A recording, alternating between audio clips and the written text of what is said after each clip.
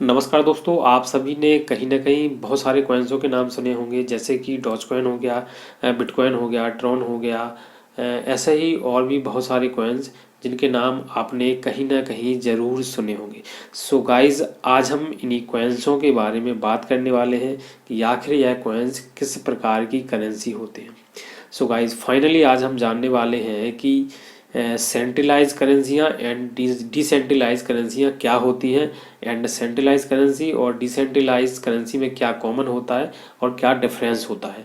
So guys, आज हम इन्हीं करेंसियों को एक्सप्लेन करने वाले हैं। सो गाइस, बात कर लेते हैं सेंट्रलाइज करेंसी की। सो गाइस, सेंट्रलाइज करेंसी में किसी एक सिंगल पर्सन द्वारा या किसी एक समिति या संस्था द्वारा रूल रेगुलेशन क्रिएट किए जाते हैं, पॉलिसीज क्रिएट की जाती हैं, और वही पॉलिसी और रूल रेगुलेशन पूरी कम्युनिटी को फॉलो करने पड़ते हैं। उसे हम सेंट्रलाइज सिस्टम या सेंट्रलाइज प्रोग्राम कहते हैं।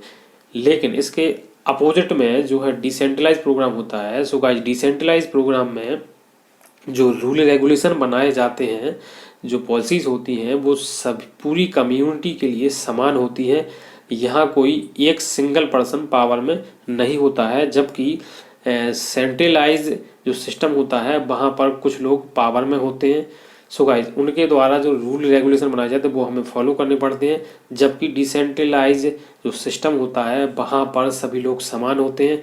सभी के लिए जो है समान रूल रेगुलेशन और पॉलिसीज बराबर होती हैं। सो गाइज, ये तो हो गया कि सेंट्रलाइज और डिसेंट्रलाइज क्या होता है। लेकिन गाइज, अब हम बात करने वाले हैं कि सेंट्रलाइज करेंसियाँ और डिसेंट्रलाइज करेंसियाँ क्या होती हैं। सो दोस्तों, सबसे पहले बात कर लेते हैं सेंट्रलाइज करेंसी की। सो दोस्तों, सेंट्रलाइज जो करेंसियाँ होती हैं वो सभी करेंसियाँ जो है अपनी अलग अलग कंट्रियों की अपनी अलग अलग करेंसियाँ होती हैं। जैसे बात कर लें अगर इंडिया की, सो गाइस, इंडिया में जो करेंसी है वो रुपए है।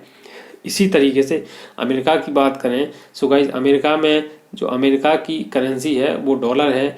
यूरोप की बात करें तो यूरोप की जो करेंसी है वो यूरो है। इसी तरीके से प्रत्येक कंट्री की अपनी अलग अलग करेंसी है। सो गाइस,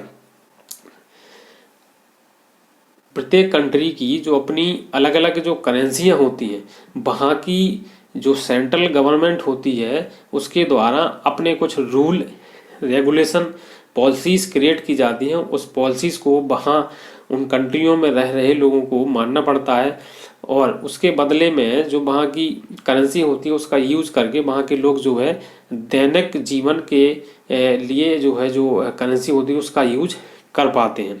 सो गाइज, अगर बात करें कि अगर इंडिया का रुपए अगर हम लेके जाएं अमेरिका में, सो गाइज वहाँ पर हम उस रुपए का यूज नहीं कर सकते। सेम इसी तरीके से अमेरिका से डॉलर लाके हम इंडिया में यूज नहीं कर सकते। सो गाइज, हर कंट्री की अलग अलग अपनी पॉलिसीज होती हैं जिसको हमें फॉलो करना पड़ता है। सो गाइज, ये हो गया centralise currency.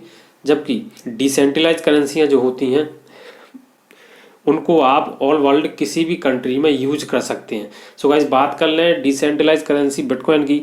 So guys, bitcoin आप वर्ल्ड में किसी भी कंट्री में जाकर यूज कर सकते हैं।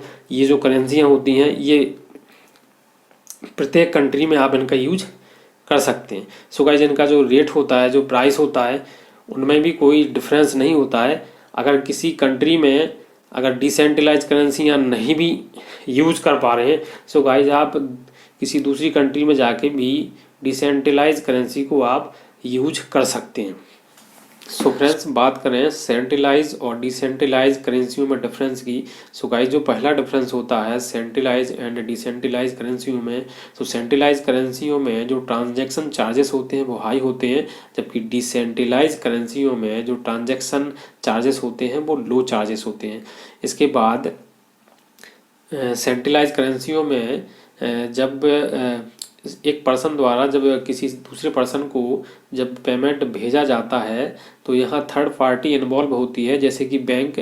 जबकि डिसेंट्रलाइज करेंसियों में कोई थर्ड पार्टी इन्वॉल्व नहीं होती है, वहाँ वॉलेट टू वॉलेट ट्रांजैक्शन हो जाता है। सो गाइज, यहाँ तीसरे नंबर पे जो है डिफरेंस की बात करें, सो गाइज सेंट्रलाइज जो करेंसियाँ होती हैं उनका जो प्राइस होता है वो फिक्स होता है, जबकि डिसेंट्रलाइज करेंसियों में जो प्राइस होता है वो डिमांड और सप्लाई पर बायर एंड सेलर के हिसाब से अप डाउन होता रहता है। सो गाइस, चौथे नंबर की बात करें, सेंट्रलाइज करेंसियाँ जो होती हैं वो जिस कंट्री की करेंसी होती है उसी कंट्री में ही चलती है, उसी कंट्री में ही हम उसे यूज कर सकते हैं। जबकि जो डिसेंट्रलाइज करेंसियाँ होती हैं उन सभी करेंसियों का हम जो है वर्ल्ड के किसी भी कंट्री में यूज कर सकते हैं। सो गाइस, हमारे द्वारा जो सेंट्रलाइज एंड डिसेंट्रलाइज करेंसियों के बारे में जो जानकारी दी गई, जो डिफरेंस और कॉमन बातें बताई गई, वो आपको कैसी लगी हमें कमेंट करके ज़रूर बताएं।